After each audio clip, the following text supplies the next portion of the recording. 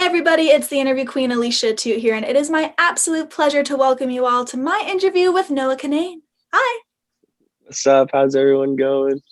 how are you doing over there? How are you holding up? I'm doing good, doing good. It's a nice day in LA, you know, working hard. Just excited to keep putting out music.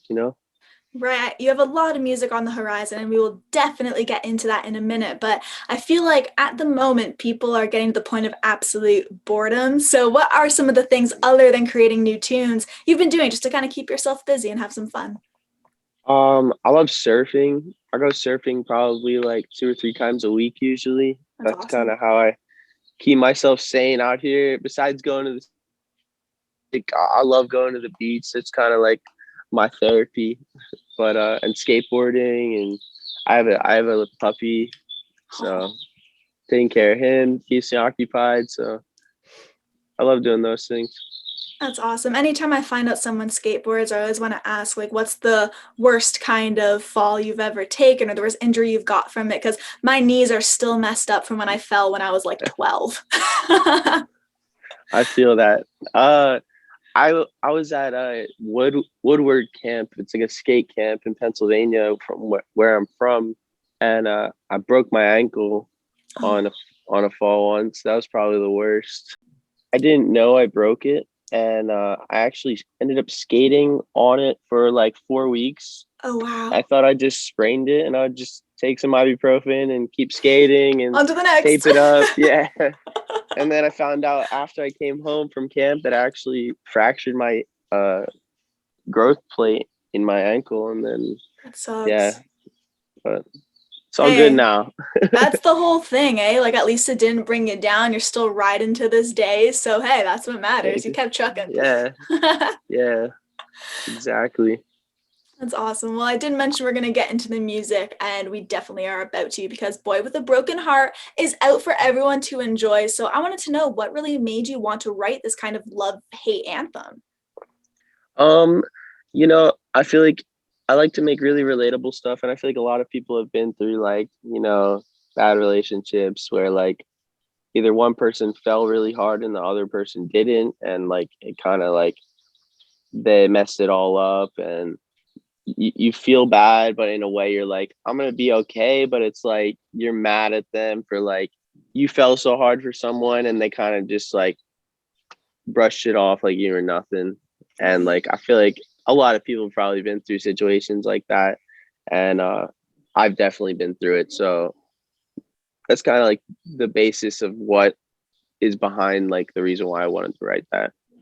It's fun listening to your music because I don't really know which direction you're going to go because you tap into so many different nuances and influences of yours. And lately, there's definitely more of the kind of pop rock and emo music. I know you love bands like Nirvana, Youngblood, Green Day, Halsey. It's very eclectic. So if you could kind of hang out with one of your biggest influences for a day, who would that be?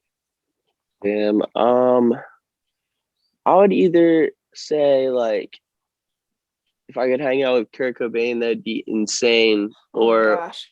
like XXX and Tentacion. Like those are some of my like two really biggest inspirations. I mean, I have a tattoo for X right here, and then I have the Nirvana smiley face That's right here. super dope. Yeah. So like I got them here always to always remind me of like my big inspirations. But those two definitely would be my top.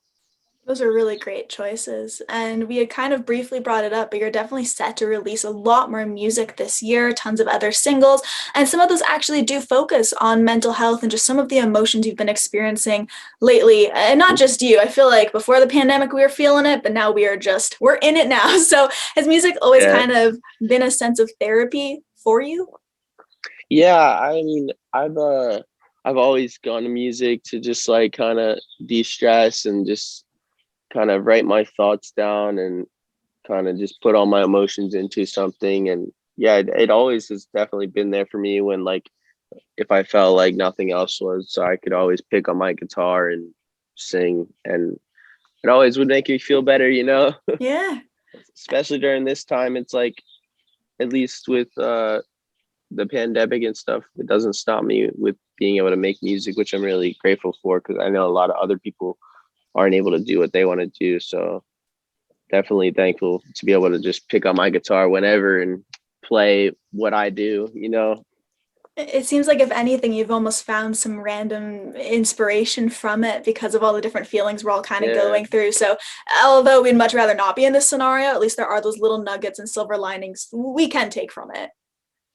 definitely. Yeah, I mean, I try to take from like my real life experiences and, you know, like I said, relatable music and like, you know, I know a lot of people are going through like anxiety, depression, like just not feeling like they're in the right place. And like, I'm right there with them. But like, I went through like a lot of anxiety the past like 2 years, and I recently have been like, I go to I go to therapy like once a month, and like that's been helping a lot, and like um it's been a lot better recently, and just being able to focus on my career and family and friends definitely has helped a lot.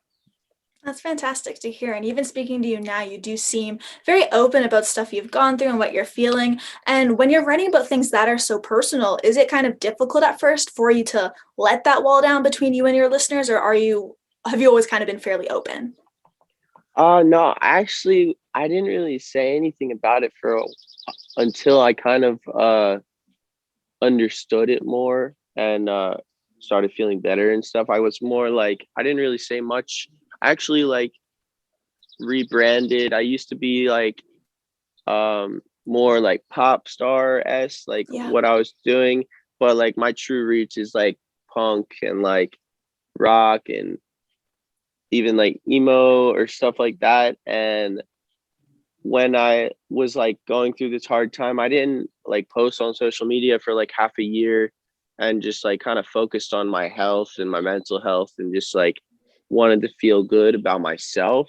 And that's when I really understood like what I want to do and who I want the world to see me as. And that's when I came back and kind of got this and all my new look and like dye my hair. I got more tattoos, but like that was more me. Like no one told me to do that. I just like felt like It just felt it right. made me, yeah, it just felt right. It made me feel more like myself. And then especially with the new music, it makes it even more myself. And like I'm just so excited to finally like do exactly what like I envisioned myself doing. That's awesome. We've of course been talking about now and some of the newer music, but you actually started writing and playing at such a young age thanks to your grandmom. So, do you kind of Yeah. remember the first song you ever either bonded over with her or actually wrote? Because this was a long time ago. You were actually around like 5 or 6, which is crazy. Yeah. Yeah, I mean, I picked up the guitar when I was like 5. My grandma would just like, I didn't really know what I was doing. I would kind of just like play random things. But then around when I was 7, I started taking like lessons. And I think one of the first songs, it was actually um, Simple Man by Leonard Skinner. That's one of the first songs I learned. One by Metallica and um, what else? Wonderwall. That's a Classic. classic, Yeah. yeah, classic party guitar song. Pull out the guitar, play Definitely. Wonderwall. Everyone's singing along. But those are probably some of the 100%. first songs I learned. It was funny when I was like, pull out the guitar when I'm like 10 years old and I can play like the whole Metallica One song, and people are like, Pretty uh, sweet. yeah, it's pretty crazy. And I still could play it to this day. That's awesome. I feel like it's like riding a bike when you know something like that. Like if it's really in there, you can go 10 years later and it just kind of comes back, muscle memory. Yeah, yeah, definitely. One of your biggest goals when it comes to your music is packing the Wells Fargo Center in Philly. So is that kind of your number one Yeah. dream now? Because I feel like with all this time with this pandemic, like you can just think, you can taste having live shows again. So has your brain kind of been on that a little? Yeah, definitely. I mean, one of my biggest goals for, I mean, once shows are a thing again, is to go on tour and, you know, build and build to the point where, you know, one day I can pack my hometown's stadium. And that would be, that's definitely like one of my biggest dreams is to do that. And like, Yeah, because I remember I saw Justin Bieber there, and after that, I was like, I want to do this so bad. Right. And yeah, that's definitely one of my top goals is that, and to like travel the world playing Of shows. course. What would you say are some of the best concerts you've ever been to? Um, yeah, that's hard. I know there's Um, so many. I know. One of my favorite, I went to Made in America in Philly. It's like a big festival, and that was probably probably my most favorite concerts I've been to. It's just like a collective of a bunch of different artists playing, but I definitely like when I saw Post Malone. That was insane. I love his music. Um, yeah, he was probably my favorite performance there, or Sway Lee. He was really dope too, but that was probably my most favorite, just like in all performances. And Yeah. something I recently saw that I thought was pretty cool and interactive is you actually have a phone number that fans can text you at, completely open to anybody. So have you received some pretty interesting and funny messages over time? Yeah. I get a lot of messages of people like thanking me for the music I make, or saying like we want to hear this song, or they'll sometimes like they'll remember like a snippet I've posted and be like, when is this song coming out? And like just hearing like thankful messages, or they're excited for the new music, just gives me more and more motivation to like keep making better songs and putting out more things for everyone. And it's just good to know when like the people that listen to your music are so like involved and like want more and more. And every time I hear that or see new messages or new people texting, It's it's like, motivational. yeah, exactly.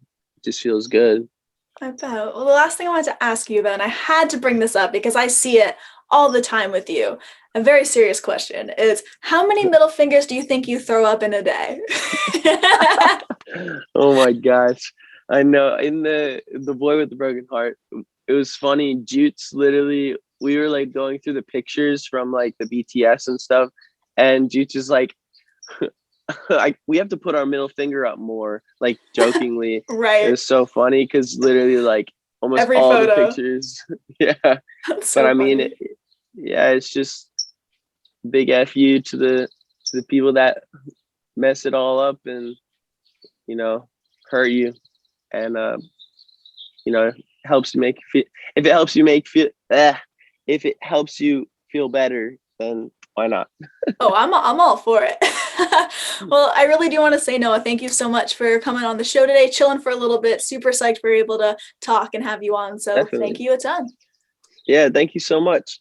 Absolutely. To everyone Thank, watching, be sure to check out aliciatoot.com for more exclusive interviews and features, and we will see you all next time. Bye, everybody.